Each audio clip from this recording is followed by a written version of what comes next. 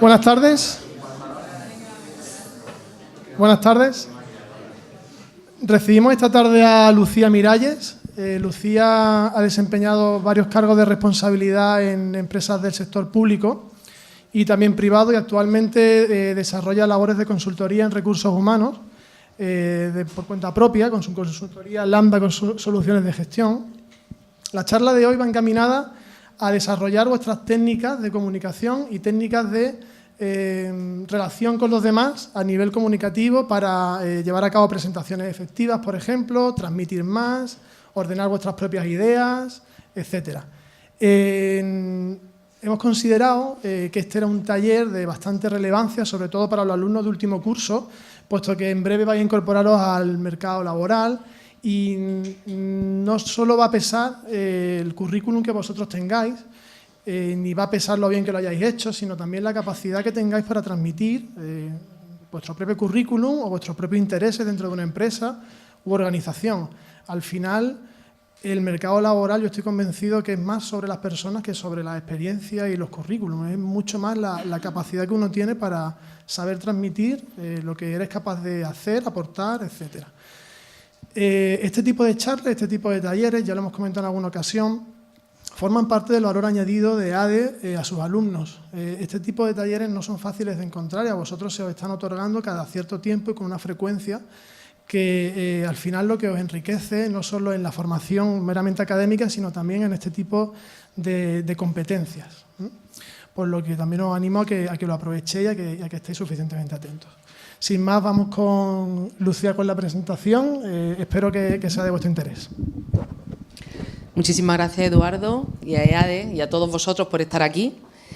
Vamos a comenzar la charla precisamente por donde suele terminar la mayoría de la gente, que es por dar las gracias, porque el agradecimiento es a priori.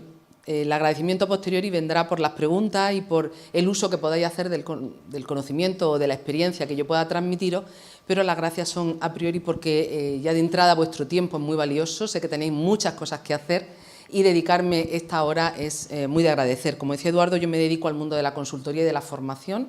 Llevo, aunque no se note mucho, más de 20 años dedicada a este trabajo, y una de las cosas que más me gusta, en las que más disfruto, creo que he aprendido un poquito, pero me queda mucho que aprender, es en lo que yo llamo la transformación de las habilidades humanas, ¿vale? Sabéis que es importante saber, el saber es muy, muy importante, es la base de cualquier posibilidad profesional e incluso también personal. A partir del saber tenemos la importancia del hacer. Yo siempre ponía retos, ¿no? Hay gente que con simuladores sencillitos es capaz de aprenderse todas las directrices necesarias para hacer el vuelo o el despegue de un avión, de un jumbo, de un Boeing. Eso no quiere decir que podamos hacer de pilotos, sencillamente sabemos lo que hay que hacer. Del saber al saber hacer hay un elemento muy, muy importante, y durante mucho tiempo en el ámbito empresarial se ha trabajado mucho, se ha valorado mucho la dimensión curricular en el saber y en el saber hacer. En este minuto, chicos, el saber y el saber hacer es como el valor al soldado, se os da por hecho. Es el ser, es la capacidad de empatizar y de conectar, son las habilidades soft, que le llaman ahora, son las habilidades relacionales las que están, como decís vosotros en vuestro lenguaje, petando ahí fuera, ¿no? Son las que realmente son capaces de enamorar, de seducir, ya sea al público, al cliente, si estáis en un rol de emprendedor o de venta, ya sea al entrevistador si estáis buscando trabajo. Y os voy a contar algunas experiencias curiosas a lo largo de la charla. En ese sentido vamos a trabajar, o vamos a intentar trabajar sobre una de las dimensiones más interesantes del ser humano, que es la dimensión de la comunicación en el entorno público. Cuando hablamos de público, exactamente de qué estamos hablando. ¿Alguien se atreve? ¿Estamos hablando de una persona, de muchas personas? ¿Estamos hablando solo del territorio profesional? ¿Estamos hablando solo de la distancia pública, eso que algunos ya habéis estudiado de la proxémica, ¿no? Cuando no llego físicamente al otro, ya estoy en territorio público? Pues todo eso es verdad y se queda parcialmente corto, ¿eh? Hablamos de hablar en público como habilidad social cuando tenemos una intención clara con respecto al que tenemos delante. Entonces, si yo estoy en la boda de mi hermana, Cuando tengo que leer o tengo que hacer ese speech, porque se están casando, una lectura en la iglesia o una lectura por lo civil, o tengo que hacer un comentario, eso es un territorio público, porque yo tengo una intención clara, en este caso la de emocionar a los novios, sorprender a los demás o sencillamente hacer la locución de una lectura bíblica en un entorno concreto. Si yo estoy en el ámbito profesional y estoy en una entrevista de trabajo, aunque solo haya una persona delante de mí, yo tengo una intención clara de lo que quiero hacer, pero sobre todo tengo una intención clara de lo que quiero que ocurra por parte del interlocutor que tenemos delante, ¿vale? Entonces, cuando hablamos de hablar en público no hablamos de temas cuantitativos, sino de intención, la comunicación intencional. A mí me gusta más el término influyente. Yo quiero influir en el otro para que haga cosas, que me compre, que me contrate, que aprenda. No es lo mismo querer enseñar que querer que otro aprenda. Y yo siempre he dicho que hablar en público es muy fácil, lo que pasa es que no todo el mundo me cree. Y no todo el mundo me cree por algunas cosas. Por ejemplo, ¿cuántos de vosotros, si pudierais elegir, elegiríais un examen oral a un examen escrito? ¿Solo yo? Ay, chicos, gracias. ¡Wow! Ya somos 2, ya somos 3. Bien, bien, bien. Vale. ¡Wow! ¡Ay! La soledad es muy dura, por lo menos. Ay, hay 3 locos en la sala, 2 y yo. Con cariño lo de locos. Es curioso porque, fijaros, las probabilidades de transmitir en un papel son inferiores al 80% con respecto a tu capacidad comunicativa. Si yo quiero que alguien me apruebe, si yo quiero que alguien valore lo que sé o de lo que soy capaz, debería pretender, debería de alguna manera ser más proactiva y estar más predispuesta a la comunicación oral, porque las probabilidades de transmitir todo lo que soy son infinitamente mayores. Y sin embargo, por una cosa que llamamos miedo escénico y que a lo largo de la tarde comentaremos un poquito, preferimos la limitación de la expresión escrita. Bueno, y si ya os digo, si preferís tipo test abierto, ni se me ocurre preguntar, ¿no? Estamos haciendo quinielas todo el rato. Las probabilidades de que alguien sepa lo que tú sabes a través de un examen tipo test son muy pobres, ¿vale? Son fáciles de corregir para unos, son fáciles de cumplimentar para los otros, no son una foto de tu saber. Por tanto, la reflexión no es qué tipo de examen me gusta, la reflexión es por qué a partir de los 3, 4 años, 6 como mucho, empieza a ocurrir esto, y es que hablar en público, ponernos delante de la gente y manifestar lo que sentimos, lo que pensamos o lo que sabemos, nos produce tantísima tensión. ¿Sí o no? La pregunta es muy sencilla. Levantamos la mano los que creemos que sí es natural hablar en público, o hablar al menos. ¿Sí es natural? Caray, pues si es natural, ¿cómo es posible que le tengamos tanto miedo? Porque escribir sabemos que no es natural, a escribir se aprende, ¿no? A ver, natural quiere decir, o se entiende por natural, que yo tengo la capacidad orgánica, física, funcional, genética para poder hacer eso. Según eso, yo estoy genéticamente programada para poder hacer música o interpretar música, lo cual no quiere decir que o me guste ni que de natural sea músico, ¿vale? Tampoco es de natural escribir. Lo que es natural es tener 5 dedos, es tener un sistema nervioso que me permite hacer una serie de cosas, es tener una postura, es tener un intelecto. Lo que es natural es que soy un ser humano que puedo, si decido hacerlo, o si me dan la oportunidad de hacerlo, aprender según qué cosas. Para hablar solo tenemos la dotación orgánica. ¿Conocéis la experiencia del niño de la selva? ¿Es real? Lo conocéis, ¿verdad? Bueno, para quien no la conozca, es un niño que nació en un momento determinado, por razones H y o Z se quedó solito y lo único que aprendió fue a reproducir los sonidos de la selva. No sabía articular palabras, tenía conceptos visuales, evidentemente, porque es un ser humano que está procesando información, pero era capaz de trasladarlo a palabras. No es natural hablar. Mi abuela, cuando vivía, pobrecita, ya murió, y oía a gente hablar, sobre todo el ruso, así como idiomas como muy lejanos para ella, decía, a niños pequeños decía, hay que ver, Angelito, con lo que le tiene que haber costado, fíjate, claro, con lo fácil que es hablar español y lo difícil que es hablar en ruso, fíjate, ¿no? Qué duro, un niño tan pequeño. No es natural. Si por natural se entiende, espontáneo, instintivo, no necesita proceso, no necesita aprendizaje, no necesita entrenamiento. Ese es un gran error, uno de los grandísimos errores. A lo largo de la charla hablaré de lo que llamo el instrumento humano. Nosotros somos un instrumento de la comunicación. Sí que estamos predeterminados para que ese instrumento suene de una determinada manera, pero a partir de ahí todo lo que hacemos con él es totalmente aprendible y, de hecho, yo diría, necesitamos aprenderlo. El hecho de haber desatendido ese aprendizaje nos lleva a cosas como estas. Por ejemplo, no quiero el dato, solo quiero el sí o no. ¿Alguien conoce su número de zapato? Genial. Levantamos la mano los que conozcan o tengan una remota idea de qué color le gusta mucho, mucho, mucho, mucho, mucho. ¿Sí? Y ahora levantamos la mano el que nunca sabe lo que quiere comer. Bueno, esos son los que comen de todo. Genial. No, tenemos menos criterio gastronómico. Muy bien. ¿Cuántos de vosotros serían capaces de saber en este minuto y ponerle nombre correcto a su timbre de voz? ¿Cuántos saben cuántos tonos estoy usando yo en este minuto? ¿Cuántos sabrían cómo hacer grave la voz? Sencillamente por un movimiento respiratorio. Genial, ya tenemos 2 o 3. Ahora estoy hablando, protegiendo la voz. Momento orza de la mañana. Vamos a aclararlo un poco, vamos a sacarlo. ¿Alguien sabe dónde se sitúa el órgano fonador básico? Bien. Eso no es anatomía. Es sencillamente técnicas de comunicación. Si no sabemos cómo es una guitarra que tiene 6 cuerdas, pues difícilmente la vamos a poder tocar. ¿Por qué creéis que no nos gusta hablar en público? Preguntas a mano alzada.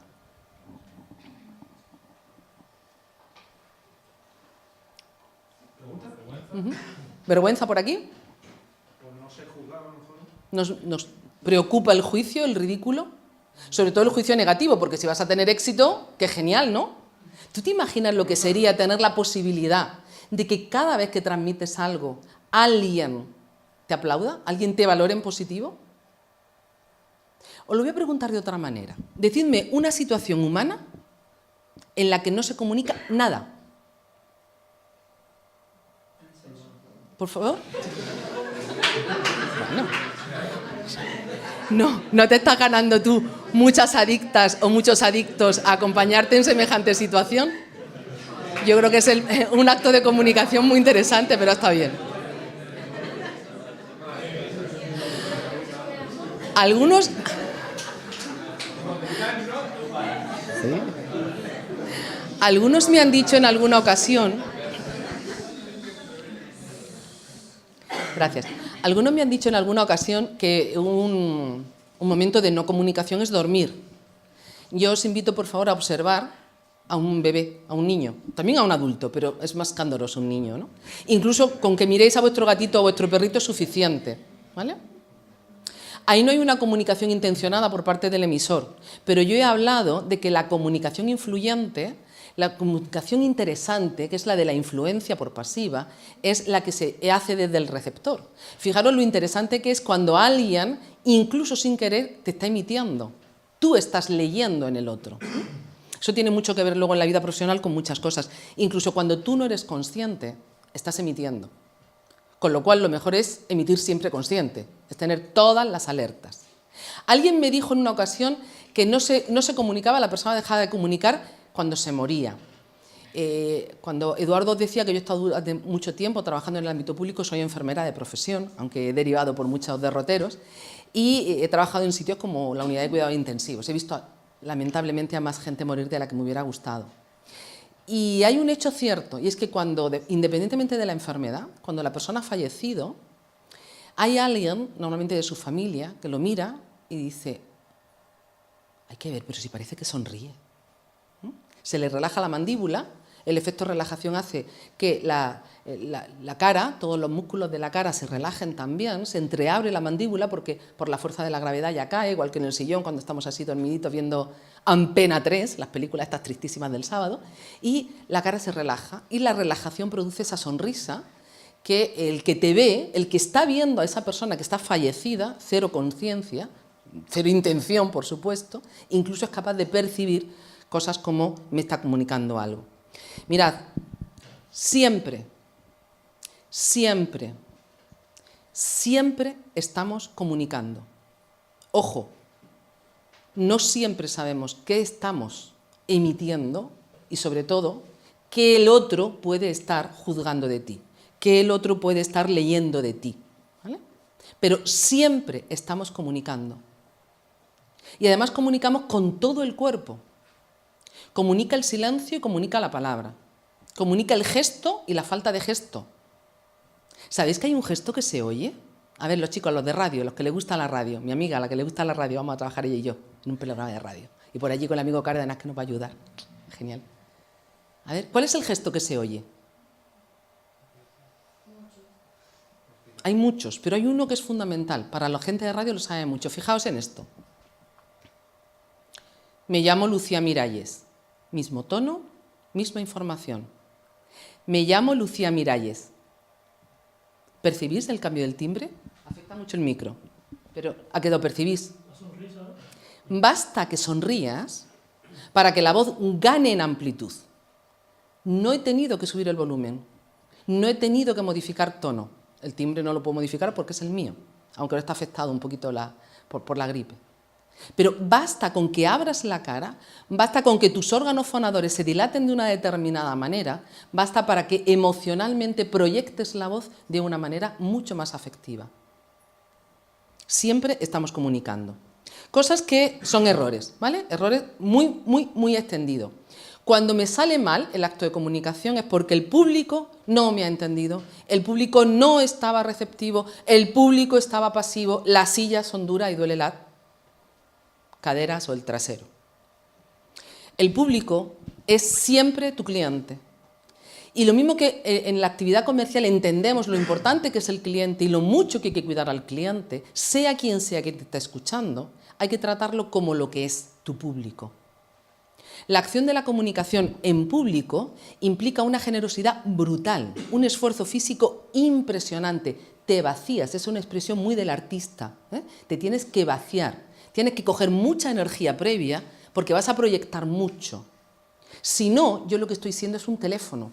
Si por mí pasa la información y vosotros la percibís exactamente igual que si la estuvierais oyendo de un vídeo o la estuvierais leyendo de un libro, yo no aporto valor. Si no aparece Lucía de alguna manera en algo de lo que está diciendo y transmite que se lo cree o que no se lo cree, si yo no conecto emocionalmente con vosotros, que sois mi público en este minuto, da igual lo que yo haya dicho. Dentro de aproximadamente una hora se habrá olvidado. A lo mejor os queda un poco de riñón, así, la silla, depende de lo que yo me alargue, pero muy poquito más. Todo lo demás va a depender de cómo yo conecte contigo, no de cómo vosotros conectéis conmigo. Es mi responsabilidad conectar con vosotros, con todos y, si es posible, con cada uno. Y ese es el arte. La siguiente es del discurso. Es que lo que tengo que decir es muy aburrido. Claro, ya, sí, no, sí, tal. A mí me lo dicen mucho los comerciales. Es que no es lo mismo vender bolígrafos que vender pisos de luxury en Marbella. ¿Y por qué no? Es diferente el producto, es diferente lo que tengo que decir. Pero la pasión que puedo poner... ¿Habéis visto El lobo de Wall Street? Sí, ¿no? ¿Recordáis cómo se vendía el bolígrafo, no? Da igual. Si soy capaz de entender lo que tú necesitas y yo soy capaz de darte una respuesta de alguna forma a esa necesidad, ¿qué más da el discurso? Y hay otro error tremendo, y es que el problema está en el miedo escénico. El miedo escénico no es un problema. De hecho, el miedo en sí no es ningún problema. El miedo es una emoción básica. De las 6, bueno, 6 u 8, depende del autor que leáis, ¿no? Pero de las 6 emociones básicas u 8, el miedo es una. Y el miedo es tan importante como que es vital para sobrevivir. Si no tuviéramos miedo, no sobreviviríamos. El miedo está asociado a una cosa que se llama el cerebro reptiliano, no me voy a detallar ahí. Es mucha neurociencia lo que habría que trabajar y no quiero aburriros, pero tiene que ver con la parte más animal, más primitiva, más básica. Mirad, mi cuerpo reacciona al miedo exactamente igual que el de mi perro al suyo. La diferencia es que el perro reacciona a un miedo evidente y real. Es como la cebra cuando ve el león. Y yo construyo estímulos de miedo que a lo mejor no están ahí, pero yo me los fabrico. Y el miedo escénico lo único que significa es que hemos construido una imagen mental que nos da miedo, sea o no real. Porque vosotros no me vais a tirar nada a la cabeza, ¿verdad? ¿No lo he pactado al principio? Ah, perdón, vamos a empezar. Me llamo Lucía Miralles y por favor que el público no me agreda físicamente. Bien, cierro paréntesis. Entonces, una vez hemos pactado que no me vais a agredir, ¿por qué os tengo que tener miedo? Y si el miedo es al ridículo, pero yo me lo he preparado bien en casa, si yo lo he ensayado de forma correcta, si yo vengo con los deberes hechos, ¿a qué tengo miedo? Es más, ¿Por qué no me lo he visto de otra manera y por qué no disfruto del placer de hacerlo bien? ¿Por qué no me lo planteo como esa oportunidad de darme a conocer a 60 y tantas personas que no conocía de nada hasta hace un rato? ¿Y quién dice que el día de mañana no podemos ser compañeros de trabajo, compañeros de viaje, compañeros de algo? Esto es una oportunidad de conocimiento de personas. El miedo no es el problema. El miedo me protege a mí, me hace estar alerta, pero no necesariamente es mi problema. Por tanto, hablar en público es algo imprescindible. Imprescindible. Chicos, chicas, imprescindible. Porque además, la única diferencia entre vuestra vida real y la vida real es si es imprescindible es soy consciente y me formo para hacerlo bien o que se haga el sol por antequera. No podréis no comunicar, no vais a evitar el hablar en público. No siempre tendréis la opción de elegir entre el examen, el oral y el escrito. No siempre la vida os va a dar la oportunidad del plan B. Es más, no siempre tendréis la posibilidad de volver aquí. Y si no tenemos la segunda oportunidad, si no tengo la opción del escrito, si no sé lo que me estoy jugando detrás de lo que estoy proyectando, ¿qué tal si lo hacemos bien siempre y a la primera? ¿Qué tal si aprendemos a comunicar? Bueno, pues nosotros lo que hemos hecho en Hablar en Público es Fácil, que es, si lo buscáis así, es una página web en sí misma, es una metodología muy sencilla. Se trata de, en relativamente poco tiempo, utilizando técnicas teatrales neurocientíficas otras, didácticas todas, muy gamificado, por supuesto, ya sabéis lo de jugar, muy entretenido, muy práctico, conseguir que cada persona primero sea consciente de sí mismo, de sí misma como instrumento de comunicación, identifique qué es lo que puede mejorar y en un criterio Pareto 80-20, manejando las 2, 3, 5 cosas clave de su capacidad comunicativa, sacar de esa persona lo mejor que tiene. No todos somos buenos en gestualidad, no todos podemos modificar el acento. Yo incluso no recomiendo modificar el acento. ¿Alguien sabe de dónde vengo, de dónde soy, de dónde he nacido? ¿Por mi acento sois capaces de identificarlo, más o menos? ¿Más para allá de Despeñaperros, más para acá de Extremadura? Yo soy de Jaén. En Jaén hablamos así, lo sabéis, ¿no? Con la A. Sí. En Córdoba, ¿algún cordobés, cordobesa? Los cordobeses hablan con la I, sí, la cocina de Lucena, así todo. En Málaga habláis con la E. Ay. El problema de Málaga no es la Z, La Z está genial, está maravillosa. El problema de Málaga es que no me muevo la boca. Entonces suena igual. Y cuando todo suena igual no se entiende nada. Es lo que tiene. Ahora la grabación, un momento en Cárdenas que dice, ¿qué estaba diciendo esta señora? Bueno, pues no estaba diciendo nada, solo estaba imitando un sonido. Este señor que tenemos en pantalla se llama Sun Tzu. Es un señor que vivió hace aproximadamente unos 4.500 años. Escribió un libro que se llama El arte de la guerra, que podéis bajar de internet, se llama así El arte de la guerra, y es un grandísimo guerrero chino. Sun Tzu escribió pues, el manual del buen guerrero, y yo os invito a usarlo como manual de esta guerra, que es la vida profesional. Es una guerra menos violenta, pero tiene su cosilla también, ¿vale? Hay enemigos. Este señor utilizó un concepto muy interesante, para mí muy clave en la vida, y es la importancia de preparar las cosas. Y dice, si tú no preparas la batalla, seguro la pierdes. Si la preparas, es posible que la ganes. Traducido al siglo XXI. Fallar en la preparación es prepararte para fallar. Por tanto, el secreto de todo esto está en saber lo que tengo que hacer, decidir hacerlo, porque si no lo decido no significa nada, y a partir de ahí aprenderlo significa planificar y practicar, ensayar. Vamos a ver los elementos claves de la comunicación desde la perspectiva de preguntas que no siempre nos hacemos. Por ejemplo, el para qué. ¿Cuál creéis vosotros que sería el para qué de un docente? ¿Qué creéis vosotros que sería la respuesta si yo le preguntara a un docente, ¿para qué estás aquí? ¿Qué creéis que me diría? Para enseñar. La mayoría me contesta eso. Gracias. Espero que los docentes que hay en la sala no lo piensen así, porque yo discrepo de eso. El docente no está aquí para enseñar. El docente está para que tú aprendas. Comunicación influyente. Todos hemos soportado la gran conferencia del sabio de la tribu, que ha demostrado todo lo que sabe, que nos ha enseñado, como dicen los argentinos, nos ha mostrado su sabiduría, pero que no he podido hacer nada con ella. Vosotros no estáis aquí para soportar lo que yo sé de algo. Estáis aquí para que yo os regale en la medida de lo posible algo que os sea útil. Porque si no os es útil, yo os he fallado. He cogido 1 hora de vuestro tiempo y la he tirado a la basura. Yo no estoy aquí para lucirme yo, estoy aquí para daros algo con lo que vosotros poder construir. El propósito siempre se formula desde la perspectiva del otro. Y chicos, chicas, cuando estamos hablando del público, la estrella no soy yo. La estrella siempre es tu interlocutor, tu público. Cuanto más tiempo le dediques a saber quién es el que te va a escuchar, qué perfil tiene, qué quiere, qué podría querer, o qué quieres tú de él o de ella, o de ellos, cuanto más tiempo le dediques a construirte su respuesta, más posibilidades de conexión tendrás. Recordad, el lobo de Wall Street no les dijo cuán interesante, bonito y útil y barato era el bolígrafo. ¿Qué les dijo? Dame tu número de teléfono. No tengo bolígrafo. Ah, pues me necesitas a mí. ¿Vale? Mostraros tal como así. Ahora os voy a contar una anécdota que os va a llamar la atención en este sentido. ¿Vale? Por tanto, cuando vayáis a construir un discurso, cuando yo hablo de discurso no hablo solo de un discurso escrito, cuando vayáis a planificar una exposición hablando en público, la primera pregunta en el para qué, pensáis en el otro, esto se llama técnicas de empatía.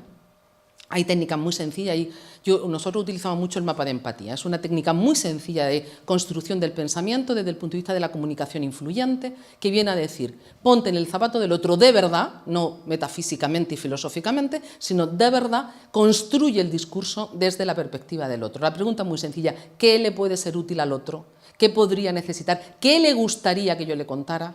Luego, acertaré o no, luego lo decidiréis vosotros, pero a priori esa es la pregunta. La siguiente es el discurso, ¿vale? ¿Qué voy a contar? ¿Qué voy a decir? Hay gente que casi siempre habla de lo que le gusta a él o ella. Pero no siempre tenemos la oportunidad en la vida de contar solo lo que nos gusta. No siempre nos hacen las preguntas que no sabemos. No siempre tenemos discursos fáciles. Hay momentos en los que a la gente hay que decirle, en la empresa, por ejemplo, que chicos, hemos conseguido los objetivos, pero no solo no subimos el sueldo, sino que tenemos que retener la última paga. Hay momentos en salud en que le tienes que decir a una madre que su hijo tiene un cáncer, o que su marido se está muriendo, o que se muere ella. No siempre lo que tenemos que comunicar es fácil, es cómodo, es grato, es atractivo. El mensaje no se basa en lo que yo sé, en lo que a mí me gusta, sino en lo que tengo que decir y el cómo lo tengo que decir. Ahora vamos a ver una técnica de construcción que espero sea interesante. Y el último elemento importante. Como yo, miles, haciendo lo que yo, millones, buscando el mismo puesto de trabajo que yo, siene y siene, que decís por aquí. ¿Vale? Por tanto, tengo que ser capaz de hacerme grande en la diferencia, de hacer que en muy poco espacio de tiempo, porque esa es otra, cada vez la comunicación es más de flash, más corta, menos oportunidades de largo y más de impacto, tengo que conseguir captar la atención suficiente para que esa otra persona haga lo que yo quiero hacer. Bueno, pues vamos a ver cuáles son las características de ese mensaje y cómo construirlo. El primer secreto, bueno, la palabra cómodo es una mnemotécnica, lo que pasa es que con la O es más sencillo de recordar, pero realmente el mensaje cómodo lo es porque lo es por estos 3 elementos: concreto, memorable y diferente. Quedaros con esas 3. Si sois capaces de construir todo lo que tenéis que decir delante de un público, o sea, un profesor para que te apruebe un examen, sea en un momento determinado la novia o el novio, e incluso sea un entrevistador, si sois capaces de construir vuestro mensaje, vuestro discurso con estas 3 características, os garantizo mucho, mucho éxito. Mensaje concreto, focalizado. Una entrevista, un mensaje. Una charla, un mensaje. Un proyecto, un mensaje. Un cliente, un mensaje. Hay gente que quiere vaciar la empresa, vaciar todo lo que tiene en un minuto. No cabe, pero además al otro no le interesa. Aquí hay mucha gente de comunicación, me han dicho, de temas de empresa, también estáis vinculados a los temas de marketing por otras razones. Os invito a hacer menos zapping y como terapia, nada más que como terapia, como ejercicio de charla, porque como estamos en clase hay que dar deberes, ¿no? Pues yo también doy deberes, aquí todo el mundo manda deberes. Pues yo voy a dar 2 deberes. Y es, una vez a la semana, dedicarle un cuarto de hora, 20 minutos, a visualizar publicidad y hacerlo en distintos tramos temporales y de día. No por nada, sino porque dependiendo del tramo horario te están emitiendo una publicidad u otra. Y lo único que quiero, por favor, es que cojáis un papel y un lápiz y anuncio por anuncio, los que al ritmo que vayáis pudiendo, vayáis escribiendo información técnica, características técnicas que sobre el producto que sea os estén dando. Cercana a cero. Alguno todavía te encuentras por ahí probablemente porque estuviera diseñado de hace mucho tiempo. La mayoría de los mensajes van a ser muy concretos, un mensaje, y además casi siempre va a ser emocional, como vamos a ver ahora, ¿vale? Mensajes tremendamente concretos. Cuando yo quiero que alguien recuerde algo, tengo que saber cómo funciona su cerebro. ¿Sabéis que tenemos algún zurdo o zurda en la sala? Chicos, pues todo lo que yo diga, al revés. ¿Okay? Cuando yo hablo de izquierdo, derecho y derecho, izquierdo. El zurdo lo único que tiene es los hemisferios cerebrales puestos en sitios diferentes. No es más nada y no es ningún problema. Solo que los tenemos al revés, ¿vale? Entonces, nosotros tenemos una cosa que se llama la lateralidad cruzada, es decir, nuestro hemisferio izquierdo, el hemisferio cerebral izquierdo, en las personas diestras, manda sobre nuestra parte derecha del cerebro, la parte motriz, la parte más consciente, la parte más dura de nuestro cuerpo, la que controla más. Y la parte la zona derecha del cerebro controla la parte más emocional, la parte límbica, la parte, bueno, sobre todo la zona más izquierda del cerebro, más emocional. Vamos a dejarlo por ahora ahí, ¿vale? ¿Qué pasa cuando nosotros trabajamos desde el punto de vista de la memoria? Desde el punto de vista de la memoria tenemos dos enzimas, dos proteínas. En el año 2010 se dio ya el Nobel al físico al biólogo que las descubrió y que dicen cómo funciona, demuestran cómo funciona la memoria, que no es un intangible. Esa es de la siguiente manera. Las probabilidades de que yo recuerde algo a billón son muy remotas, tiene mucho que ver con el esfuerzo intelectual, es una memoria tremendamente lenta y está directamente relacionada con el tiempo del olvido. Por ejemplo, las probabilidades de que yo ahora mismo recuerde la tabla periódica son cercanas a cero. Me la aprendí, la vomité en un examen, nunca más hice caso de ella y no hay nada que recuerde que me es interesante, más allá de las preguntas del trivial. Las típicas preguntas, así, chorras que salen por ahí.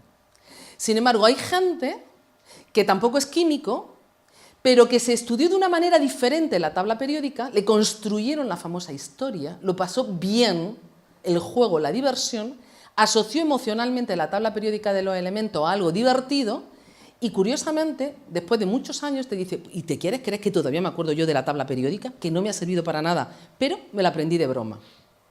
Podréis decir, hombre, también está lo de con sangre, la letra con sangre entra.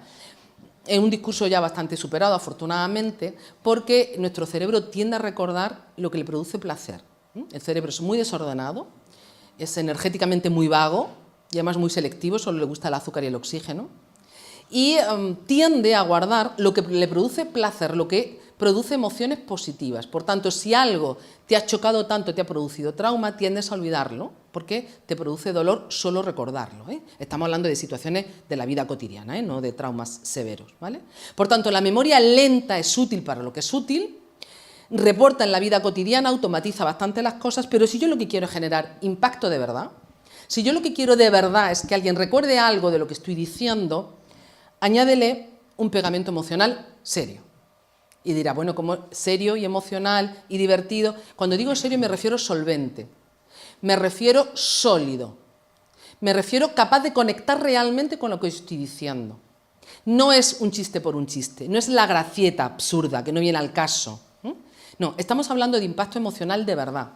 Decir las cosas de forma tal que tu cerebro las procesa porque le son cómodas, le son placenteras, le son amables. Ahí tenemos el elemento sensorial, ahí tenemos el lenguaje icónico, por eso nos gusta más en el WhatsApp utilizar los muñequitos, aparte de que son más rápidos que utilizar las letras. Ahí tenemos el sentido del humor, ahí tenemos también elementos como el miedo, la amenaza, la alerta. Ojo que esto sale en el examen. Ah, por cierto, ¿no lo he dicho? ¿Hay un examen después? Solo un chico aquí tomando apuntes, jaja, no sé. Bueno, ya veremos, ¿vale? Bueno, pues no hay nada serio, ni siquiera la tabla periódica. No hay nada serio que no pueda decirse con una sonrisa. Nada. Ni siquiera la mala noticia de que alguien tiene una enfermedad grave. Y os lo digo por experiencia. Porque una cosa es una sonrisa y otra cosa es una carcajada.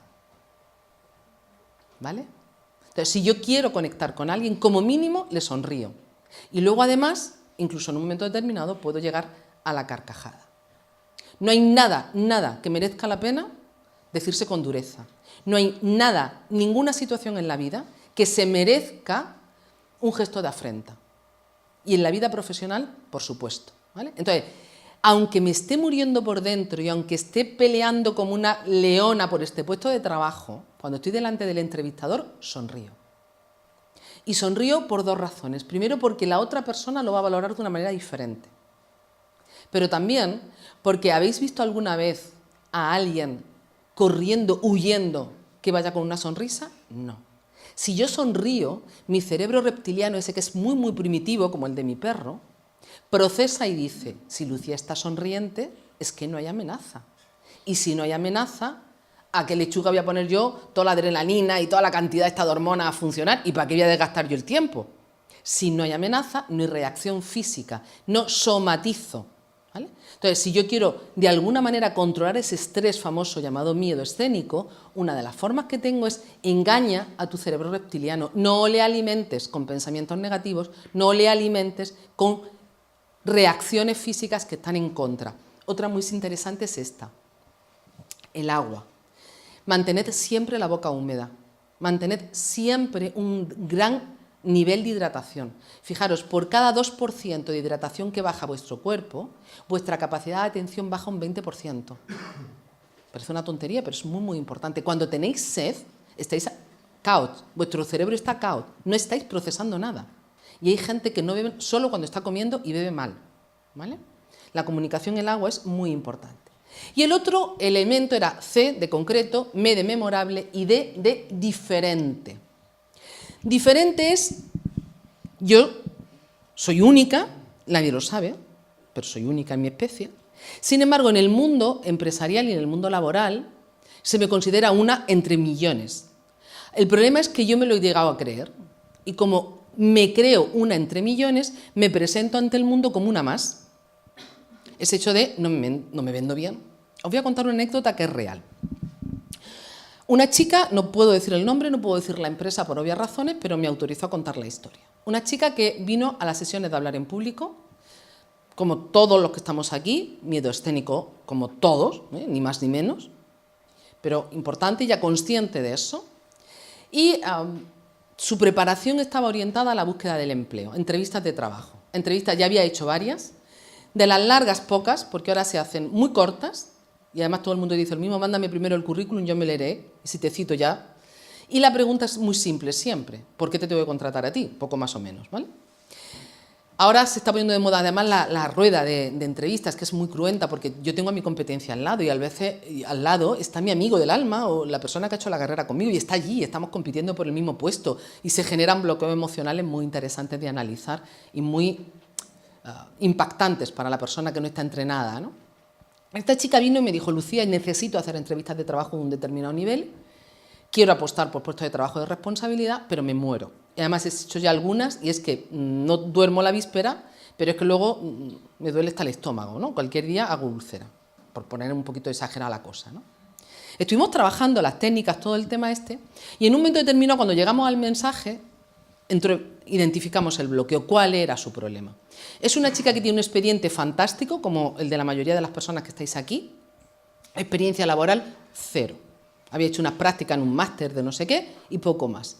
Y el hecho de no tener experiencia laboral lo había convertido en una especie como de mochila que aunque el otro no lo valorara de forma negativa, ya lo estaba ya proyectando. Ya se consideraba ella outsider de cualquier posibilidad de trabajo. Ella era una disminuida laboral porque no tenía experiencia. Claro, con la edad que tenía tampoco se le podía pedir, pero lo había procesado así porque si no tienes experiencia no tienes nada que hacer. Y entonces reconstruimos su mensaje, buscamos sus superpoderes. Chicos, tenéis que buscar vuestra supercompetencia. Y su superpoder precisamente era este.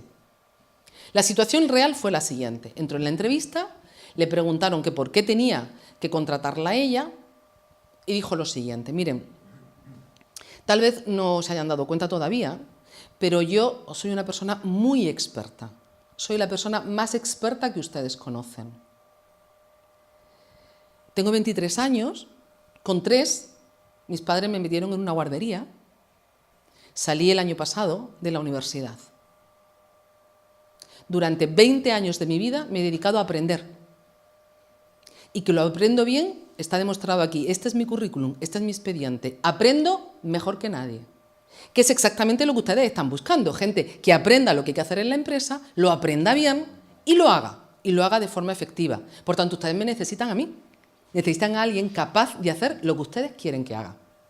2 meses y medio más tarde esa chica estaba trabajando y hemos pactado que me contara si tuvo que ver algo el tipo de entrevista que realizó con el hecho de que la seleccionaran. Ya cuando se hizo más amiguilla de la gente de recursos humanos se atrevió a preguntar y efectivamente sí. Primero llamó la atención, no fue chula pero trasladó seguridad, fue empática pero sobre todo se vendió, chicos, convirtió lo que para ella era una debilidad en una superpotencia.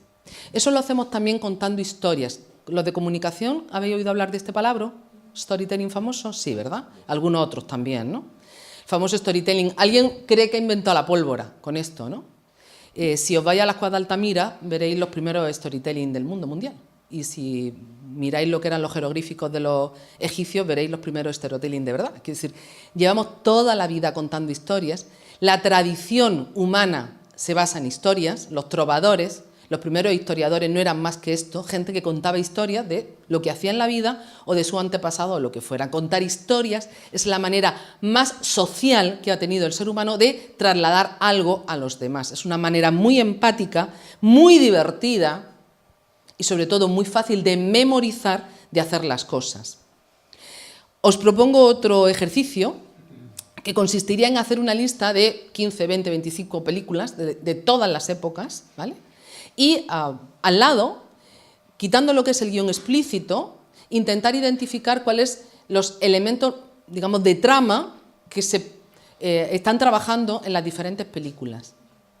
Podréis encontrar 1, 2 o 15, pero en todas encontraréis las relaciones emocionales básicas. En todas encontraréis los argumentos relacionales de los seres humanos. Por tanto, siempre que contéis una historia en la que haya algo de amor, o de odio, o de venganza, o de soledad, o de mi problema, o de tu situación, siempre que habléis en primera persona de algo cotidiano, de algo real como la vida misma, o de un sueño que puede hacerse realidad, estaréis conectando tanto con el entrevistador, como con el cliente, como con quien queráis, ¿vale? Y ahí solo os pongo un límite, en lo memorable y en lo diferente. ¿Conocéis a este niño? Ay, sois tan jóvenes, por favor. Pero si yo digo, hola, soy Edu. Feliz Navidad. ¿Qué vendía este chico? Mira, Airtel, exacto. Fue la primera campaña emocional, o de las primeras campañas emocionales que se hacen. Petó, aparentemente petó. Incluso la percepción era que, bueno, Airtel iba a vender lo que no estaba escrito, porque todo el mundo por la calle, fue una campaña de Navidad, hola, soy Edu, feliz Navidad, se llamaran o no se llamaran Edu. Se convirtió en el saludo de Navidad de ese año. Durante la campaña, que duró 4 meses, durante la propia campaña, fue de noviembre a enero, 3 meses, se hizo el primer estudio de impacto. Y efectivamente, tuvieron un impacto positivo brutal, en el sentido de que todo el mundo era capaz de replicar lo de hola, soy Edu, feliz Navidad. Pero cuando le preguntaban a la gente durante la campaña qué vendía Edu, menos del 10% era capaz de relacionar a Eduardo con algo que tenía que ver con telefonía, y de ese 10-15%, menos del 2% repetía la marca. Lo digo porque a veces somos tan ingeniosos en el chiste que es verdad que empatamos con el cliente, es verdad que empatamos con el público, es verdad que hacemos una entrevista de impacto, pero no conseguimos que se queden con lo que se quieren quedar, con lo que yo quiero vender o con lo que yo quiero transmitir. ¿Me seguís? Entonces, tener por favor cuidado, porque lo de memorable o diferente tiene que tener un límite de impacto. Lo llamamos la coherencia comunicativa. Yo lo que quiero es que tú me contrates. ¿Estamos de acuerdo, no? Te puedo contar la historia de mi familia y de cómo mi tatarabuelo se fue a la guerra de Cuba. Fantástico. Pero eso es porque tiene algo que ver con lo que yo te quiero proponer ahora. ¿Sí? ¿Se entendió? Código básico. ¿Algún búlgaro? ¿Algún coreano o coreana? ¿Búlgaro o búlgara? ¿No? Bien, entonces si no tenemos ese problema aquí es sí y no. Coreano y búlgaro al revés. ¿Va? Repito. Me voy explicando, me vais entendiendo, me vais siguiendo. Genial. Es código básico, ¿no? Bueno, esto también se lo saben mucho la gente de comunicación, la gente de publicidad. Lo sabemos todos, pero no lo usamos mucho. Las técnicas básicas de contar una historia. ¿Alguien tiene hermanos? No digo hijos, pero por la cara que tenéis. ¿Habéis tratado con niños pequeñitos? Si habéis tratado con niños pequeñitos, hijos o hijos de otros, todos sabemos contar un cuento. Podemos aprendernos el cuento o podemos inventarnos el cuento. Un pequeño detalle, si inventáis cuentos para dormir a alguien, los elementos básicos anotarlos en vuestro cerebro, porque luego el niño al día siguiente se acuerda. Tita, es que el oso no era rosa, era azul. Cachis. No, pero no dijiste que esta era de noche, que no era de día. Entonces, la improvisación con los niños para dormirlos es que terminan despertándose más, porque te tienen que ir corrigiendo del cuento que tú le contaste en la víspera. Tienen ese pequeño detalle. Pero como nuestro público habitual no van a ser niños, con los adultos que tienen más mala memoria podéis inventar un poquito más, ¿vale? Funciona muy bien, en el ámbito de la entrevista, funciona muy bien la historia personal. Se nota mucho la mentira. Quiero decir, no inventéis cosas por aquello de decir, me voy a hacer pobrecita, a mí me abandonaron en el arroyo, yo salí de mí, me hice a mí misma. Se nota un mogollón, ¿vale? Y sobre todo, si no se nota mucho y cuela, a muy poquito tiempo va a aflorar, ¿vale? Y además con los Facebook y esas cosas se nota mucho. Entonces no se trata de mentir, se trata de adornar, que no es lo mismo, ¿vale? No se trata de decir algo que no es real, sino de decirlo de una manera distinta, pero decir lo que somos. Incluso, mire usted, no tengo ninguna experiencia, no pasa nada. Ahora, eso se puede decir así de duro o se puede decir de una manera atractiva y elegante. Y el último elemento es el famoso cómo lo voy a decir. ¿Para qué? Para el otro, ¿qué quiero con el otro?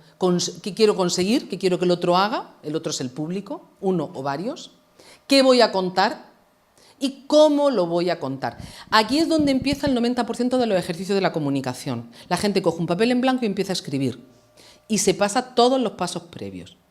Con lo cual, la puede patar, ¿vale? Ahora, una vez yo sé lo que quiero conseguir y una vez sé cómo lo voy a contar, ya sí puedo afrontar el cómo lo voy a hacer. Guión griego. El guión griego, a ver, luego me paso a la sala MAC esta para que me enseñéis diseño, eso pretende ser una sonrisa al revés, por tanto un gesto más triste, ¿vale? Fijaros, la curva de intensidad teóricamente se corresponde con la curva de atención.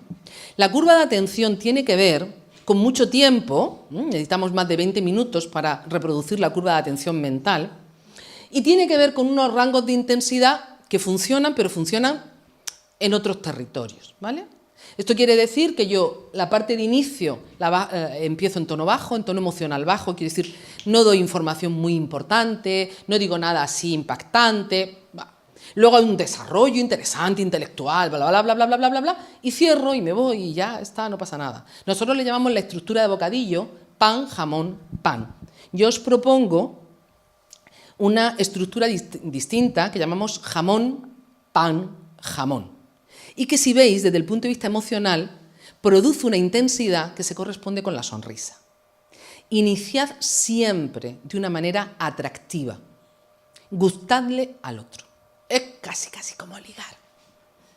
Es difícil empezar por aquello de estudia o trabaja y terminar no comunicando. No funciona así. No es sexo exactamente. No va por ahí. Por lo menos en mi época no funcionaba y por lo que sé, ahora casi tampoco, ¿vale? Entonces, primero emociona, sobre todo porque si tienes poco tiempo o por alguna razón hay algo que aborta la comunicación, yo ya dejo la impronta. Chicos, chicas, no paséis desapercibidos. Mi madre decía que hablen de ti aunque sea mal, hombre, tampoco hay que llegar a eso. Pero no paséis desapercibidos. Hablando en público no. La humildad está para otra cosa. Pero en la vida real, no paséis desapercibidos. Eso sí, pasad apercibidos de forma elegante, claro. Si cogemos una pistola y vamos pegando tiros, pues no pasamos desapercibidos, pero no es el caso. El desarrollo, dejar que la gente respire, dejar que la gente interactúe con vosotros y terminar con una eclosión. Si dejáis un buen recuerdo, si dejáis un buen sabor de boca, si sois capaces de dejar una memoria atractiva, la gente volverá a ti. No vayáis como el cazador por la vida. Por ejemplo, la gente que está ahora emprendiendo y que tiene una actitud muy comercial, están en aquí te pillo, aquí te mato. Venga a cuento, no venga a cuento, te colocan el bolígrafo, te colocan la... No, tranquilo, dejar que la gente respire. Si tú eres capaz de captar la atención, vendrán a ti, te van a encontrar. Para eso está Facebook y LinkedIn y todo lo demás, te van a encontrar. Pero te tienen que querer encontrar a ti, ¿vale? En ese sentido, perdonad, la estructura lineal tradicional vamos a convertirla en pasos pequeñitos. Esto lo sabéis muy bien, sirva solo de recuerdo. Por ejemplo, si yo tengo que hacer una presentación y la tenemos que hacer siempre, vamos a ser tremendamente precisos. Me llamo Lucía, vivo en Benalmádena, trabajo en Lambda, poco más. ¿De verdad a vosotros os interesa saber bla, bla, bla, bla, bla, bla? No. Si alguien quiere saber, está ya buscando en LinkedIn quién soy. Ya lo estáis buscando. Y si no, lo vais a hacer dentro de un rato. ¿Para qué contaros yo mi vida aquí? ¿Vale? Sin embargo, sí es importante que le transmitáis a la gente algo interesante. ¿Para qué está aquí? ¿Qué puedo yo aportarte a ti? Y dirá, oye, si yo estoy buscando trabajo, si yo lo que vengo es que me den. Ojo, ojo, ojo. Cuando yo estoy buscando un profesional para mi empresa, yo no busco dar un puesto de trabajo. Yo busco que alguien venga y sume a mi proyecto. Tú vienes con la intención de sumar a tu proyecto. Como consecuencia de eso, yo te hago un contrato. Toma, claro, es que esto de la generosidad la dejamos para las ONGs. El mundo empresarial es un mundo de interés, tu interés y el mío, que suman a un proyecto común. Claro que tenemos intereses mutuos, pero tú no eres la víctima, pobrecito el alumno, pobrecito el seleccionable, pobrecito el candidato, pobrecito el cliente, y yo soy aquí la todopoderosa docente, empresaria, vendedora. No. Esto es una relación de pares y cuanto más pares seamos, pero más complementarios, mejor. Por tanto, dejad muy claro cuál es esa oportunidad.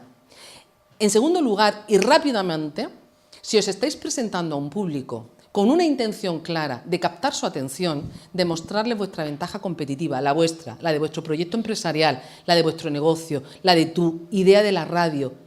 No puedo ir por la vida diciendo que hago formación, no puedo decir que mi ilusión es hacer un programa de radio. Como eso, hay miles de cosas. Busca tu misión, busca tu sueño, conviértelo en palabras y atrae a la gente a él. ¿Vale? Busca el gancho. Tu propuesta de valor, yo la tengo que ser capaz de reproducir por 3 elementos. Una, porque la entiendo.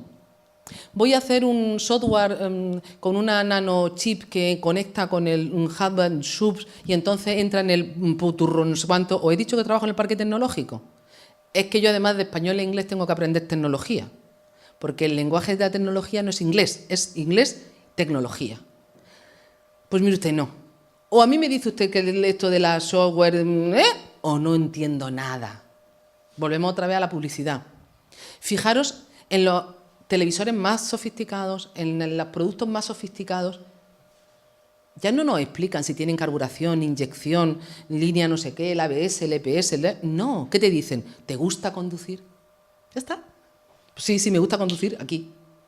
Entonces, yo tengo que ser capaz de entender tu propuesta de valor porque es clara, meridiana, la puedo repetir en mi lenguaje. 2, es concisa.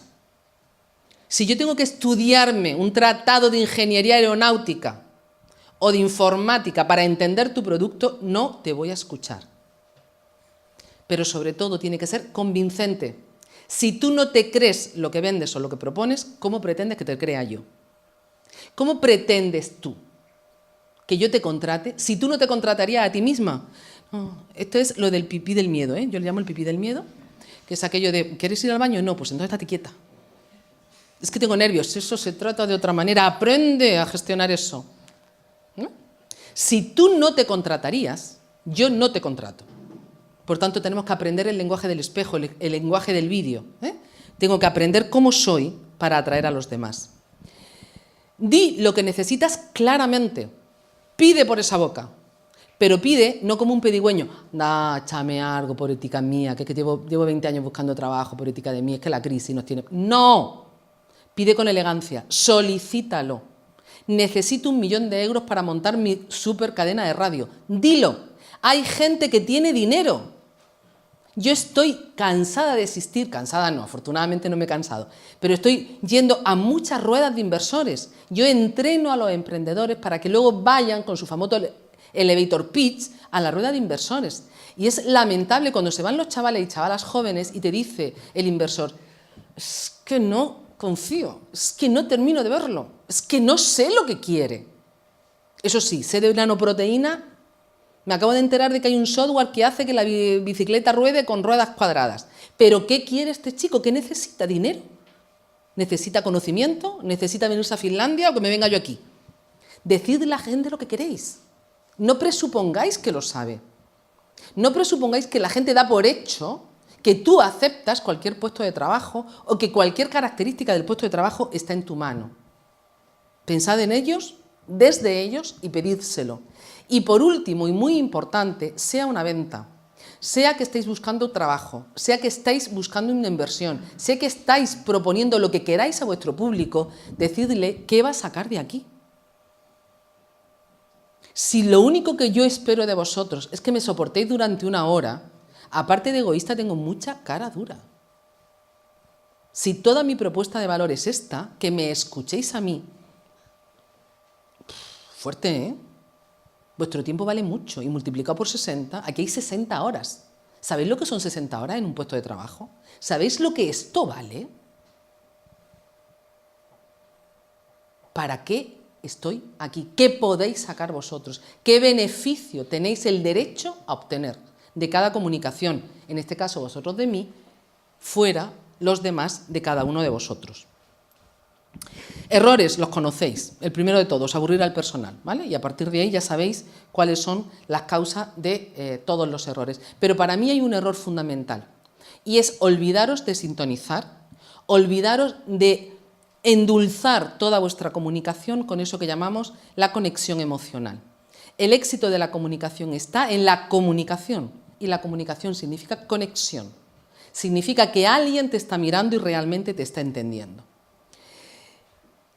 A mí me gusta usar esta fórmula que seguro conocéis. ¿Alguien conoce esa fórmula? Esa. La teoría de la relatividad. Éxito es igual a éxito, no energía. Éxito es igual a mensaje por C cuadrado. C cuadrado porque es la fórmula de Einstein. Yo hubiera puesto C a la N. C es comunicación al cuadrado. El mejor mensaje con una mala comunicación,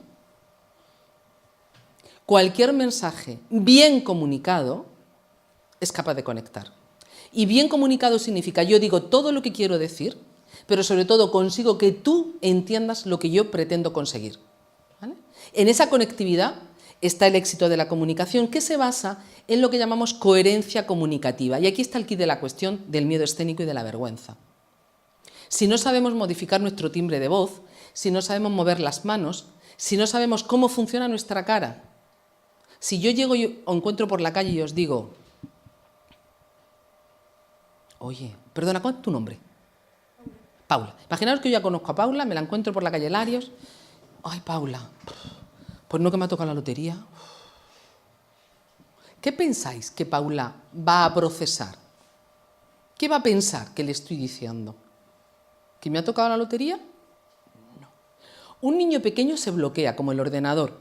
Código A contra código B, entra un bucle. Se queda mirándote como diciendo, ¿qué me estás queriendo decir? Es aquello de decirle a un niño, ¡que no chilles! ¿Vale? El niño se bloquea. ¿Me estás diciendo a gritos que no chille? No entiendo. Algo ¿no? Es incoherencia. ¡Buah! No entiendo nada. Si tú le dices a un niño, habla bajito, a lo mejor ya te puede o no hacer caso, pero por lo menos te entiende. Pues si Paula me ve y con ese gesto yo le digo que me ha tocado la lotería, como ya es adulta, no entra en bloqueo. Sabe que hay una cosa que se llama la ironía, que es, me dice lo contrario a través de una figura retórica y entonces es, Lucía, ¿qué te ha pasado? ¿Estás enferma? No me va a felicitar porque no le he transmitido que me ha tocado la lotería. Esto es coherencia comunicativa. Si yo creo en mí pero no lo transmito, si yo digo lo magnífica que soy pero no sonrío, no convenzo, si mi cuerpo no proyecta esa confianza, si yo no soy capaz de enamorar al que tengo delante con todo lo demás, da igual lo que digas de ti. Da exactamente lo mismo porque eso que tú estás diciendo está en LinkedIn y LinkedIn no enamora. LinkedIn solo sirve para decir este sí, este no, este sí, este no. Llamarlos y conocerlos, y hacerles la entrevista. En la entrevista lo que LinkedIn dice, no necesito que me lo digas tú.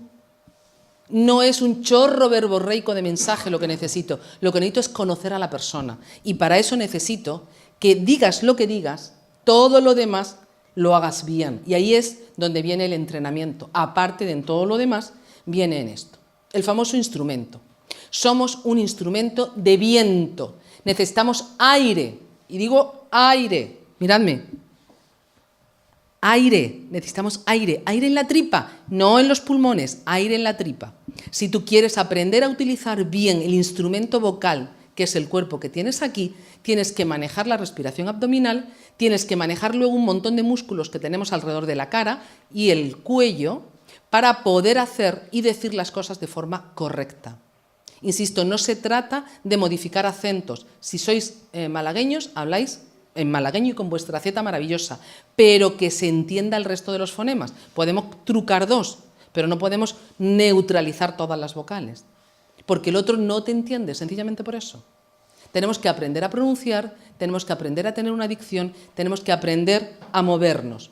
Eso es las técnicas de comunicación verbal, eso es las técnicas de comunicación no verbal, el espacio, las herramientas. Esto es el uso de los medios audiovisuales. No sé si alguien se ha dado cuenta, pero no todas las diapositivas, pero la mayoría están diseñadas, las que habéis estado viendo, en una cosa que se llama presentología Zen. Es un libro que hay por ahí, es toda una metodología, es mucho más simple de lo que parece, pero el uso del famoso PowerPoint, hay gente que es contra PowerPoint, normalmente los pro Mac. Yo me da lo mismo, a mí me da igual que seáis de Mac, que de PowerPoint, que de Prezi, que se da mucho ahora, me da igual. Yo he visto las mismas diapositivas soporíferas en conferencias hechas con cualquier soporte, porque lo que hace soporífero a una transparencia no es el software, sino el contenido. Por encima de 6 letras me sobran todas las demás, ¿vale? Por tanto, lo que hay que saber es hacer mecanismos de audiovisuales que alineen, que aporten valor al orador y en ningún caso se lo coman.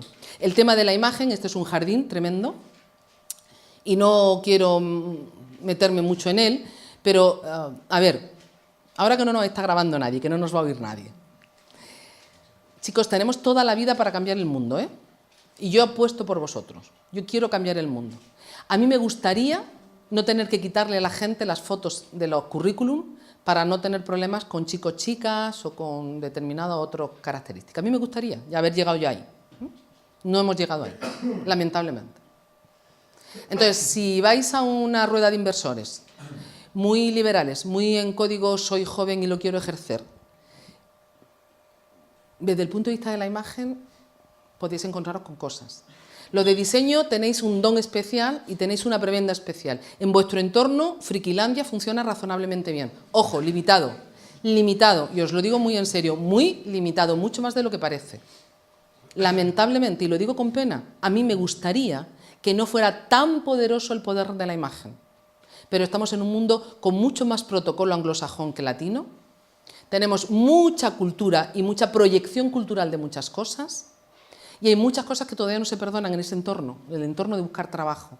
Entonces, de la misma manera que nadie viene en pijama a trabajar o a la clase, que nadie se casa vestido de faralaes, salvo la chica, y porque se gusta de flamenca y porque sea una boda flamenca, de la misma manera que tenemos la cortesía de replicar según qué protocolo, en según qué entorno, en el mundo del trabajo no os permitáis más allá de lo que os permita ese entorno, porque si pretendéis cambiarlo podéis perder vosotros. Por eso digo que esto es un jardín, da lugar a muchísimo debate y mi única sugerencia es, aquí sí, ser neutros, ¿eh? No llaméis la atención por lo que lleváis puesto, llamad la atención por todo lo demás. Insisto, Frikilandia se lo puede permitir un poquito más. Yo vivo, ya digo, en el parque tecnológico y he visto casi de todo, ¿no?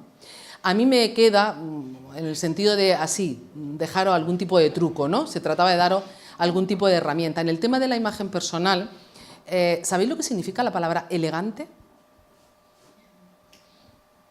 La palabra elegante, que se ha quedado muy, muy restringida a la parte de la presencia física y de la moda, viene del latín, etimológicamente del latín elegare. Elegare significa elegir. Elegir en latín era elegir lo correcto. Elegante era la acción de elegir lo correcto en latín. Coco Chanel dice que elegante es la señora, en este caso, decía ella de la señora, yo lo hago extensivo también a los chicos. La elegancia estaba en la persona que cuando llegaba a un sitio, todo el mundo la aceptaba bien, no llamaba la atención por estridencia, ni por exceso, ni por defecto. Imagináis que yo hubiera llegado aquí de lentejuelas o en pijama. Pero cuando se va, tampoco nadie es capaz de recordar lo que llevaba puesto. No es esa de, ah, sí, la de las medias verdes con topitos naranjas. No. Ah, sí, ese el que traía el sombrero con pluma. Entonces, el elegante es el que está siempre acorde con el entorno. En ese sentido, las estridencias hay que trabajarlas con mucho cuidado, porque podéis encontraros con cosas muy complicadas. Este es el síndrome del docupón, ¿vale? Ya digo, a mí me da igual cuál sea el sustrato de software que hay de fondo, odio ese tipo de diapositivas, me gustan más estas. Es el mismo contenido, chicos, es el mismo contenido, solo que lo puedo decir así y aburrir, o lo puedo decir así y atraer. Pero además fijaros una cosa, el canal visual para las personas que vemos y oímos, no digo personas normales, sino sencillamente personas que nos funciona la vista y el oído, el canal visual es el canal primario a nivel cerebral. Es decir, si yo manejo dos códigos de información, mi cerebro prioriza y procesa siempre antes lo que ve que lo que oye. Por eso me ha tocado la lotería, da igual lo que diga, porque lo que represento, lo que visualmente transmito es otra cosa. En el caso de las transparencias, si yo hago esto y me pongo a leerlas además, yo os molesto, porque cada uno de vosotros leéis a un ritmo distinto. Por tanto, Lucía, cállate, déjanos leer y ahora sigues. Sin embargo, perdón, sería en la anterior, el caso es en este, ¿vale? Si yo aquí me pongo a leer, os aburro y además molesto. Lucha vuestro código visual con vuestro código auditivo. El orador se convierte en un problema. Sin embargo, si yo entro en otra dinámica de presentación, yo puedo ayudarme para ordenar las ideas de exposición, puedo a vosotros ayudaros en vuestro seguimiento de mi exposición, pero en ningún caso luchan, porque si yo no explico cada uno de esos ítems, los ítems en sí mismos no significan nada, ¿vale? Entonces, cuando necesitéis usar mecanismos de apoyo audiovisual, tenéis que manejar técnicas de pedagogía, tenéis que saber la diferencia entre tener ahí una chuleta, en este caso la chuleta es para el docente, que a lo mejor no se ha preparado bien la lección y tiene que leerla, en vez de tener una chuleta que tengáis una guía emocional didáctica para el seguimiento del que está fuera. Y he aquí nuestro amigo, el famoso miedo escénico. Detrás de esto se esconde casi todo lo demás. Pereza de aprender. Ay, ¿para qué? Total, tampoco. Si yo con eso del miedo escénico me van a perdonar. Bueno, yo digo que tengo miedo escénico y total, tampoco. Bien. Y luego hay real miedo escénico. Y personas que lo pasan realmente mal han construido toda su imagen mental. Han construido una idea que dice que todo lo que sea ponerme delante de gente, hablar de algo, puede suponer un riesgo vital, casi vital, ¿vale? Si yo a eso le añado un pensamiento negativo, pues tendré una pena terrorífica. Esto es lo que se llama la gestión emocional. Yo no puedo evitar el miedo, pero sí puedo asociarle un pensamiento distinto. Por ejemplo, levanto la persiana por la mañana y hay una malagueña o un malagueño que ve llover. ¡Jo, qué día! Con lo que hace aquí el agua, que la gente además no está acostumbrada, menudo atasco, ¡joa! Madre mía, oh, y ahora encima se me han caído las tostadas, qué mal rollo, y encima voy a perder el autobús, y mi amiga encima no me va a llamar, y el WhatsApp no va a funcionar, y el mundo se va a caer, y horror, y horror, horror. ¿Cómo no voy a tenerle miedo escénico? Si acaba de llegar la hecatombe a mi vida, porque está lloviendo, ojo, y yo le he proyectado un uff. Hay gente que levanta la persiana por la mañana y dice, hombre, es incómodo el agua en Málaga, pero probablemente la gente de Álora con su naranja, y además yo tengo una amiga que es alérgica y uff, qué bien, que va a poder respirar y... Bueno, está lloviendo, y si encima me alegro, tal que mejor. Por tanto, el miedo escénico es un estado mental, es un estímulo que yo puedo convertir en una actitud. Si es uff, uff, uff, uff, uff, uff, uff, uff, uff, uff, o sencillamente, vale, tengo un regustito aquí, lo voy a convertir en una alerta y en un reto. Voy a intentar hacerlo lo mejor posible. Me voy a crecer. Voy a aprender a hacerlo bien.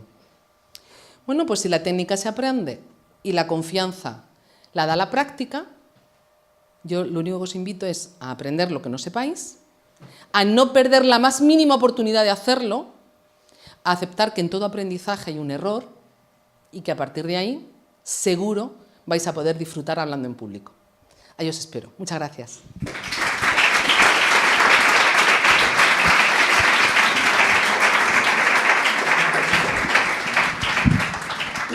Bueno, muchas gracias, Lucía. Yo creo que ha sido bastante interesante la charla, el mini training de la capacidad para hablar en público, comunicarnos con los demás, etcétera. Vamos a abrir un pequeño turno de preguntas para aquellos que estén interesados, aunque la temática sé que es un poco abstracta, pero igual podemos arrancar alguna pregunta. A ver, venga. Hola, soy Ignacio Lucena, estudio diseño gráfico Y me pregunto por qué ha clasificado a los diseñadores gráficos en Frikilandia. Gracias. Está bien. Ese es el riesgo de los tópicos, ¿verdad? Di que sí. Y además tienes todo el derecho a hacerlo. Yo te lo agradezco mucho porque además ya de antemano pido disculpas si alguien se ha sentido así. Es un tópico, es tirar de tópico, ¿vale? En el Parque Tecnológico, por ejemplo, también nos pasaba en la universidad, cuando vamos a la universidad más grande, a la facultad grande, que culturalmente tiramos de tópico, entonces de pronto aparece alguien vestido así como y dice, ay, mira, el de Derecho. Yo estoy de Derecho. ¿Vale? Si es que... es verdad.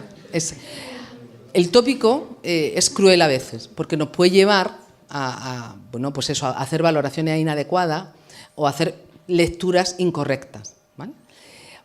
Yo puedo utilizar el tópico, me refiero desde el punto de vista vuestra, lo puedo utilizar a favor o en contra. Es decir, si yo ya sé de antemano que al diseñador gráfico se los tiene por frikis, ¿vale? La gente de comunicación son los que se pueden permitir llevar el pelo de colores porque no sorprendería, pero los de Derecho no son creíbles, no sería un buen abogado si viniera con el pelo de colores. Yo puedo aprovechar eso. Si quiero en un momento determinado utilizar la presencia de la imagen pública que era en el contexto en el que yo he hecho ese comentario, ahí me puedo permitir, digamos, diferencias, distancias, estridencias, que la gente de Derecho, por ejemplo, si se lo permitiera, podrían rayar en tener problemas. Es decir, no tienen ese espacio para utilizar la ropa, para utilizar, en este caso, la presencia física de una manera disgregadora, por llamarlo de alguna manera, ¿vale? Pero en el tema de los tópicos todos sabemos que son injustos, en ningún caso he pretendido hacer un juicio de valor y todo mi respeto a los diseñadores gráficos, ¿no? Lo que pasa es que a mí me da mucha envidia la libertad que os permite el mercado para según qué cosas, ¿vale? Otros no se lo permiten, otros tienen otras ventajas, cuidado, pueden ser aburridos, se lo pueden permitir, un abogado aburrido se da por hecho, ellos, sobre todo si hablan de leyes, ¿vale? Vamos a tirar de otro tópico y ahora que me riña Eduardo, ¿vale? Quiero decir, pero sin embargo un buen comunicador se aburre, no, nos vamos a sentir muy mal, nos vamos a sentir muy frustrados, ¿vale? Entonces tenemos que tener mucho cuidado, pero a veces podemos usar el tópico, la simbología, para movernos socialmente. Mi consejo, de todas maneras, palabra consejo queda así como muy de madre, ¿no? Mi experiencia, llevando más de 20 años en selección de personal y trabajando mucho ese territorio, es, desde el punto de vista de la ropa, del atuendo, ser jóvenes pero elegantes, estar a la altura. Uno puede ir de traje de chaqueta perfectamente juvenil. Y ahora ya sí coqueteo con él de forma directa, ¿vale? Es decir, hay muchas chaquetas, hay muchos cortes de chaqueta, ¿vale? Para las chicas, en temas de comodidad, todo lo que sea usar el pantalón os va a quitar muchísimos problemas de encima, ¿vale? El tacón alto fantástico, cuanto menos fino mejor, ¿vale? Porque genera mucha inestabilidad el tacón fino. Y una cosa para todos, esto ahora que no nos oye nadie. Cuando nosotros queremos sorprender a alguien desde el punto de vista estético, estrenamos para el otro, ¿vale? Es como la novia. El mayor error que cometen las novias cuando estrenan el vestido el día que se casan, no mujer. Estrénalo en casa, da batazos, como dicen en mi tierra, por el pasillo, con la cola viene, acostúmbrate al peso de la cola y luego andarás por la iglesia o por donde sea con elegancia. Pues con nosotros nos pasa un poco lo mismo. No estrenéis nunca nada el día de hora H.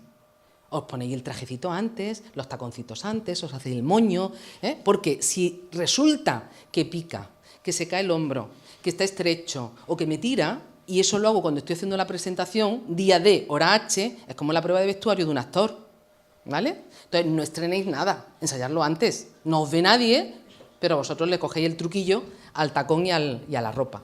Más cosas. Venga, otra pregunta. ¿Por ahí? Wow. Caras serias. Yo creo que no le he quitado el miedo, que le da más. Creo que lo he hecho fatal. ¿Nadie? ¿Cuántos van a querer hacer el examen oral a partir de ahora? Hacerme la pelota un poco. Es que eso ahí tenía, es que yo creo que es un tema que lo de hablar en público que no es que tienes muchas preguntas, tú puedes dar tu, me pongo así que la comunicación va directa, que no incita muchas preguntas, tú haces tu ponencia y puedes crear debate y decirte, pues yo no lo veo así porque, por ejemplo, cuando lo que acabas de decir que se me acaba de olvidar, que has dicho que... Lo de examen oral. Es que yo creo que un tema, por ejemplo, como el de examen oral y examen escrito, al final es como hablar en público, como relaciones en la vida, es seguridad en ti mismo. Entonces, a todo el lado de miedo, otro campo por el que tirar, si uno llega al éxito en su vida teniendo seguridad en sí mismo. Esto no sirve para nada, prácticamente. Y tú teniendo seguridad en ti mismo vas a tener éxito con tu pareja, teniendo seguridad en ti mismo tendrás éxito en el trabajo, seguridad en ti mismo en una entrevista, entonces es un tema que da mucho debate, pero a la hora de hacer preguntas no es que te haya explicado más, ni mucho menos. Es que muchas gracias. La gente te puede rebatir y decir, pues yo para nada tengo miedo, para nada lo que sea. ¿Cuál es tu nombre? Carlos. Carlos. Yo te lo agradezco mucho, Carlos. Y además estoy totalmente de acuerdo contigo. O sea, si esa idea la tenías antes y yo te he ayudado a reforzarla, fantástico. Y si no la tenías y te hemos ayudado de alguna manera a que se consolide en tu mente, mejor. Efectivamente, la vida, uno hace aquello y se siente más cómodo, aquello en lo que se siente seguro. Lo que pasa es que el punto de partida es cero. Entonces, si yo no salgo del entorno de seguridad, el entorno de disconfort, para convertir en seguro lo que hoy por hoy me produce disconfort, no crezco. Porque tu punto de partida, o sea, tú no naciste así, pues si no pusiste a tu madre, ¿no? Has tenido un proceso de crecimiento porque además te ha cundido, ¿eh? Tú has crecido, ¿eh? Estás esbelto y alto, ¿no? Yo más chaparradita, yo crecí menos, yo crezco en otro sentido. Hay 3 dimensiones de crecer, pues yo crezco en una nada más. Entonces, el estar en una situación de seguridad me permite afrontar probablemente el 80 o el 90% de lo que tengo que hacer en la vida es zona de confort, porque es a lo que estoy habituado. En el momento en que quiero evolucionar, en el momento en que quiero abordar otro elemento diferente, sí o sí voy a estar en un entorno de disconfort. La primera vez que haces algo, o las primeras veces, estás, digamos, navegando en el territorio del disconfort. Hablar en público es muy fácil porque se automatiza muy sencillo. Es como cuando nosotros aprendimos a conducir. Cuando aprendimos a conducir, ¿os acordáis que éramos totalmente conscientes de todo? Que si el espejo, que si el embrague, que si el acelerador, que si se me cala, que si para adelante, que si para atrás, la primera, la tercera. Y de pronto, salvo por las multas, estaríamos poniendo WhatsApp y estaríamos hablando por teléfono y le decimos al vecino de al lado no sé qué. ¿Y qué es lo que hemos hecho? Automatizar, entrar en zona de confort. ¿Vale? La seguridad te la da el estar en el entorno de confort. Yo he automatizado, ya sé hacer de tirón lo que tengo que hacer. Pero eso es un proceso de aprendizaje. Entonces, si yo no hago automático hablar en público y solo me muevo en mi zona de confort de ahora, que es hacer lo del examen escrito, yo no tengo nada en contra de los exámenes escritos, quiero decir, hay que hacerlo, pero quiero decir, si toda mi comunicación es escrita porque es donde me siento cómodo, el día que necesite sí o también hablar delante de un público porque no tengo escapatoria, no solo estar en la zona de disconfort, sino de inseguridad, pero sobre todo de fracaso. Entonces, es mejor pasar de la zona de confort a la zona de seguridad, perdón, de la zona de confort a la zona de disconfort con seguridad, aprendiendo. Sencillamente ese es el resumen de todo esto. ¿Va? Genial. ¿Alguien más? Víctor. Venga, va a pasar. Hola. ¿Sí? Mi pregunta es la siguiente. A ver, tenemos alumnos que este año tienen que hacer una defensa del proyecto y van a tener que hablar en público ante un tribunal. Y me pongo muchas veces en su lugar y creo que el arrancar, el comienzo de esa defensa, en los primeros instantes, probablemente el corazón palpite, notes mariposa en el estómago. ¿Existe alguna forma que ellos puedan practicar, ensayar para corregir eso? Sí. Volvemos al amigo Sun Tzu, ¿vale? ¿Os acordáis de Sun Tzu, no? Del chino. ¿Qué no qué? No, que has puesto la foto y ese señor no es Sun Tzu, ¿no? En internet venía como Sun Tzu. Sí, sí. Pues luego, como tienes ahí mi correo, me actualizas, ¿vale? Tú mándame, porque yo busqué oye, una ventaja, chicos, no os fiéis de Google todo, lo que veáis en Google no es real, ¿vale? Y además, como no conozco a Sun Tzu, no tengo ningún problema en vamos, que si no es, se cambia la foto, ¿vale? En cualquiera era un guerrero chino. Bueno, lo importante de este señor no era la foto, que no sabemos cómo era, efectivamente, lo comparto con él. Lo importante era el libro, El arte de la guerra, y recordamos esto. Entonces, respondiendo a Víctor, ¿qué podemos hacer para evitar ese momento? Primero, preparar el proyecto con tiempo de antelación. Cuando digo tiempo de antelación es mucho tiempo de antelación, ¿vale? Lo que voy a decir, cómo lo voy a decir, en qué orden, etcétera, etcétera, etcétera, eso ni siquiera es, estamos hablando de fin de un proyecto y además ante un tribunal, ni siquiera son 2, ni 3, ni 5 días previos. Normalmente necesitamos un par de semanas como mínimo para aprender eso, para trabajar eso bien. Es casi el ensayo de un actor. Por tanto, prepararlo muy bien, y cuando digo prepararlo bien no es solo prepararlo intelectualmente bien, claro que os sabéis el proyecto como la palma de vuestra mano. La cuestión es, vamos a hacer que parezca esto, lo podéis hacer entre vosotros. Oye, hacerme de tribunal, y ahora yo te defiendo el proyecto. Ahora hago yo de tribunal y tú lo defiendes. Ojo, si mi tribunal es como la CLAC, si me tiene comprado, tío, te sale genial. No, no, no. O sea, yo quiero que me hagas de tribunal, yo quiero que me ayudes, que me des feedback. Entonces, ¿qué pasa? Que necesito a alguien que sepa qué me tiene que decir. Que vea lo que tiene que ver el tribunal, no solo desde el punto de vista intelectual, sino también desde el punto de vista presencial. Ahí lo tenemos todos claro. Luego hay pequeños trucos, ¿vale? Por ejemplo, dormir. Parece una chorrada, pero dormir. 2 días antes de defender un proyecto no podéis estar durmiendo 2 horas. Vuestra mente no procesa, queráis o no queráis. Dormir mínimo 7, 8 horas. Por tanto, si tengo que estudiar, antes, porque la víspera tengo que dormir. Hidratarme, tengo que tener agua en el cuerpo. El horario es importante. Si yo voy a defender el proyecto a las 10 de la mañana, no es lo mismo que si son las 4 de la tarde, ni por el tribunal ni por ti. Pero después, desayunar hay que desayunar además glucosa, vuestro cerebro lo necesita, hay que meter azúcar y zumo de naranja, ¿vale? Un poquito de café o de té no pasa nada, pero no estimulantes. Ahora, si tengo el examen o la prueba o la presentación es a partir de las 4 de la tarde o de las 5, no comáis a mediodía un cocido, ni unas faves. Bueno, yo lo digo de coña, pero hay gente, es que en nuestra cultura la comida importante es la de mediodía, terror. O sea, es que cuando menos hay que comer es a mediodía, ¿vale? Para este tipo de cosas me refiero, ¿vale? Me refiero ante este tipo de cosas. Más trucos que os pueden ser útiles. Trucos que os pueden ser útiles. El tema de la voz, ¿vale? Tenemos que cuidar nuestra voz. Claro, si la cuido ese día, no sirve de nada. Entonces, yo diría que desde ya empecéis a meter en vuestras pautas de higiene corporal cosas que tienen que ver con la garganta y con la voz. Cuando por la mañana os duchéis, que hay vapor de agua en el baño, empezad a acostumbraros a hacer ejercicios con la garganta. A, o, ma, mo. Vosotros os reís, pero nuestro amigo Carlos Álvarez, que es un barítono malagueño de máximo nivel, os aseguro que hace cosas como estas.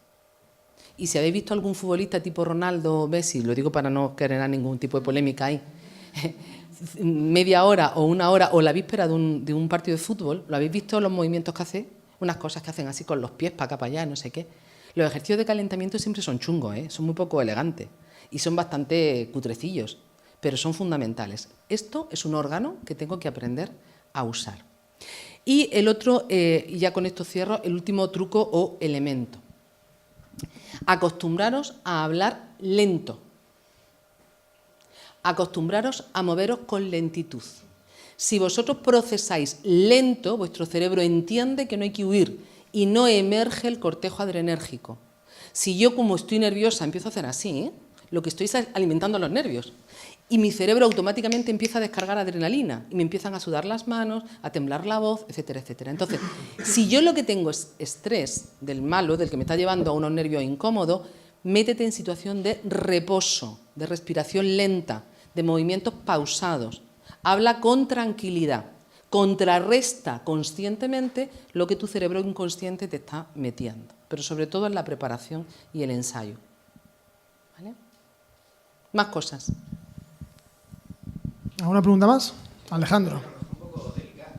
Con el tema de comunicación, yo supongo que los alumnos de diseño también se lo están preguntando, es que mi experiencia, he visto muchos PowerPoint y demás, es que estéticamente son feos.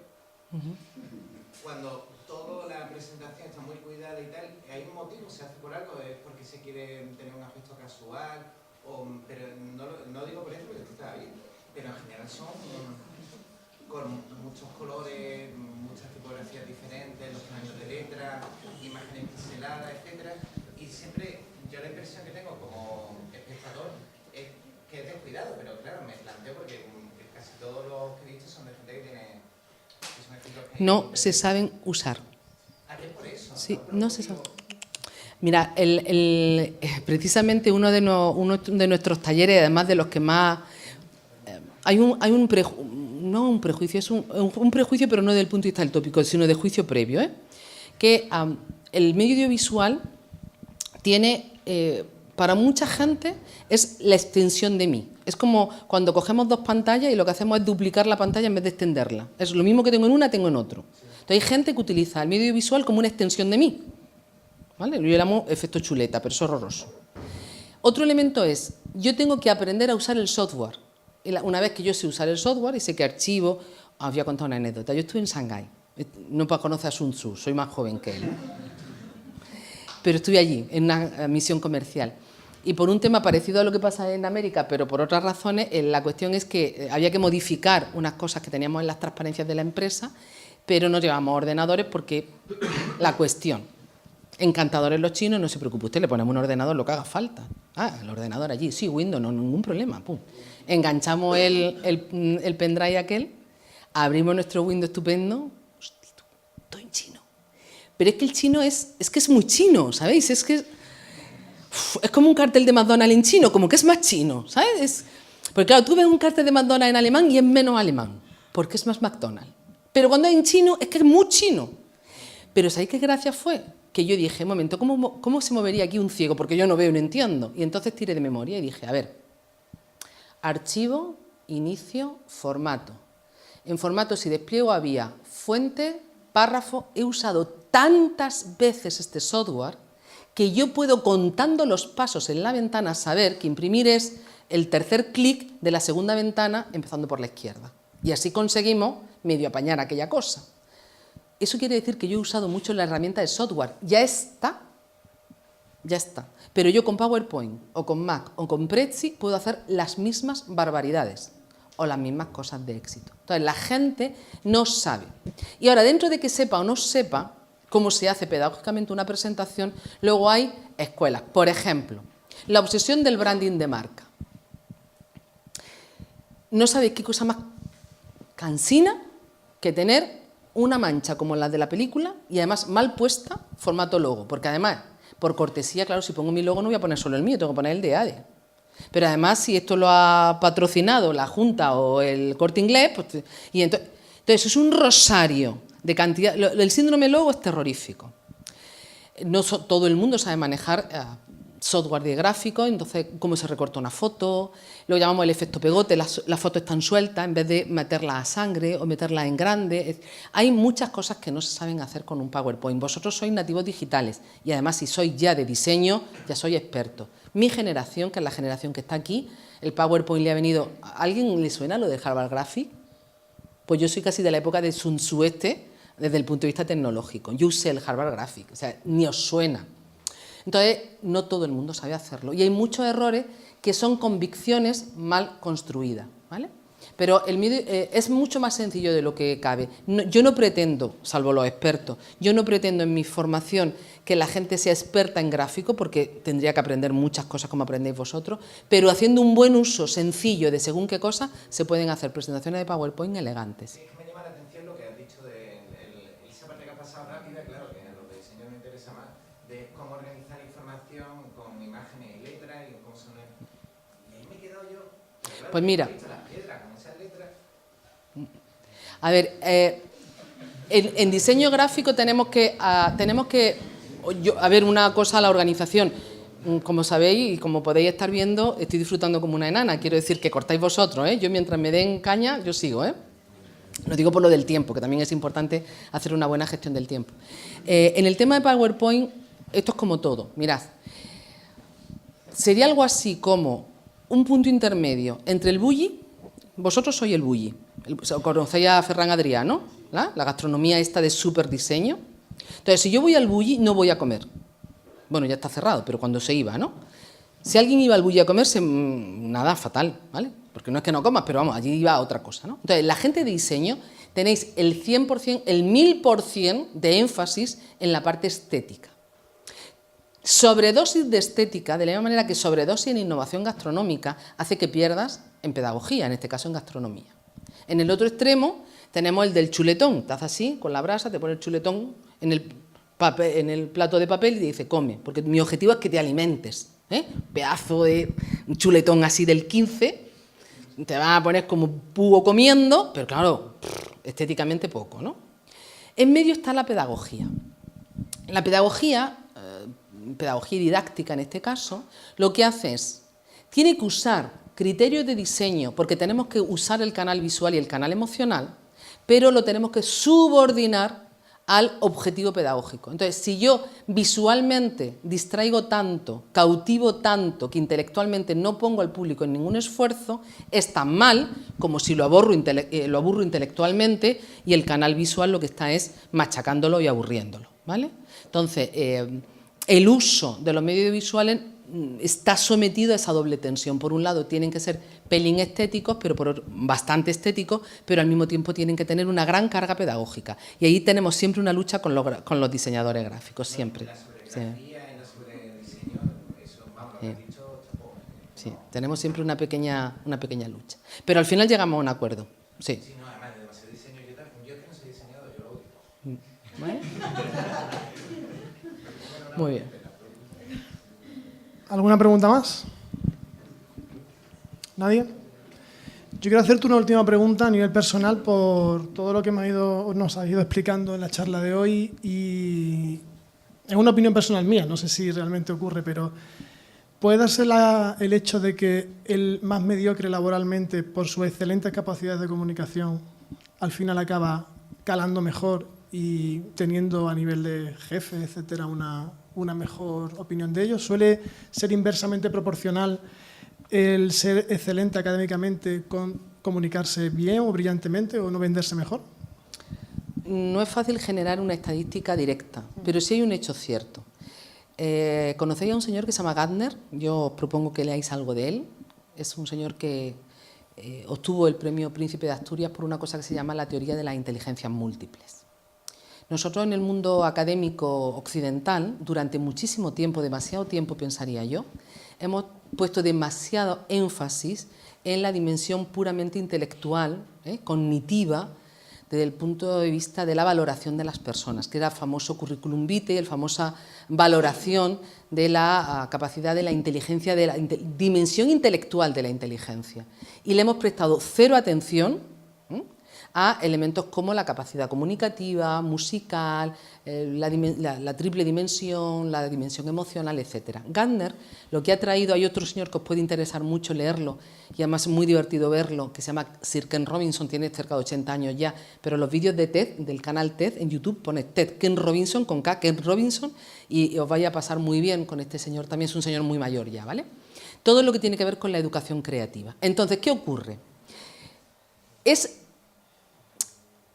innecesaria un currículum importante? ¿Es malo tener muchas matrículas de honor? No. Por Dios, ¿cómo podría yo decir semejante barbaridad? Para nada. Lo que no podemos es supeditar al cojo expediente, al saber por el saber, todo lo demás. En las empresas necesitamos personas, no cerebritos. Porque San Google lo tenemos a mano incluso para equivocarnos y encontrar una foto del Sun Tzu, que no es Sun Tzu, pero que cuela, que te muere, salvo que haya alguien coetáneo que lo conoce y que nos puede dar referencia de él, ¿no? Pero los más modernos pasa que cuela, que te muere, ¿eh? Entonces, teniendo a San Google bendito y a Santa Wikipedia y todo lo demás, es decir, teniendo tanto recurso intelectual, lo que en las empresas necesitamos son personas capaces de tomar decisiones. Yo, un señor abogado que me recite el Aranzadi de arriba abajo, no me sirve. Me sirve un señor como este, que cuando yo le pongo delante una serie de situaciones, sabe buscar en Aranzadi, sabe buscar donde tenga que buscar y me dice, tenemos la alternativa A, la B, la C, y tiene criterio y sabe priorizar. Y para eso estoy de acuerdo contigo. Ahí ya sí que necesitamos entrenar, desarrollar y poner en valor este otro tipo de capacidades. Entonces, ¿por qué a veces no un mediocre, sino no un sabiondo? Que cuidado, los mediocres no nos sirven a ninguno. En ninguna empresa funciona el mediocre. Pero un mediocre no es un señor que saca un 7 o un saca un 5. Un mediocre es eso, un mediocre. Luego buscáis mediocre en el diccionario. Lo que estamos buscando en la empresa son personas que a lo mejor no son el sabiondo que bla bla bla bla bla bla bla bla bla bla bla bla bla bla bla bla bla bla bla te recita, no se sabe muy bien qué de memoria, que no está entendiendo, pero que se lo sabe de memoria, que te muere, pero que tú lo pones un reto y dice, vamos a pensar, y tiene criterio, y en vez de decir, qué problema, dice, vamos a ver si, ¿y qué pasaría con? Y vamos a buscar de, y voy a hablar con, y tiene recursos. Pero no son recursos solo intelectuales, son recursos relacionales, son recursos emocionales, son recursos comunicativos. Hay gente que tiene muy buenas ideas, pero no te las sabe contar, te las convence o renuncia a ellas. ¿Te la cuenta? Pues, qué raro. Ah, bueno, pues no será bueno. O, pues es mi idea, y es mi idea, y es mi idea, y es mi idea, y no, ni lo uno ni lo otro. Entonces, mediocres no, pero gente con un desarrollo integral sí. Y en ese sentido es verdad que os podéis encontrar gente que no era de 10 en la escuela, que no son el típico cerebrito, codos que empolla mogollón, pero que se ha curtido como persona con estas otras dimensiones de la personalidad, con estas otras herramientas, con estas otras habilidades que le ayudan a posicionarse en la vida profesional con más solvencia. En eso totalmente de acuerdo contigo, sí que ocurre. Muy bien, muchas gracias. Cerramos el turno de preguntas aquí, si os parece. Agradecemos a Lucía con un fuerte aplauso la charla de hoy. A vosotros. Muchas gracias a vosotros.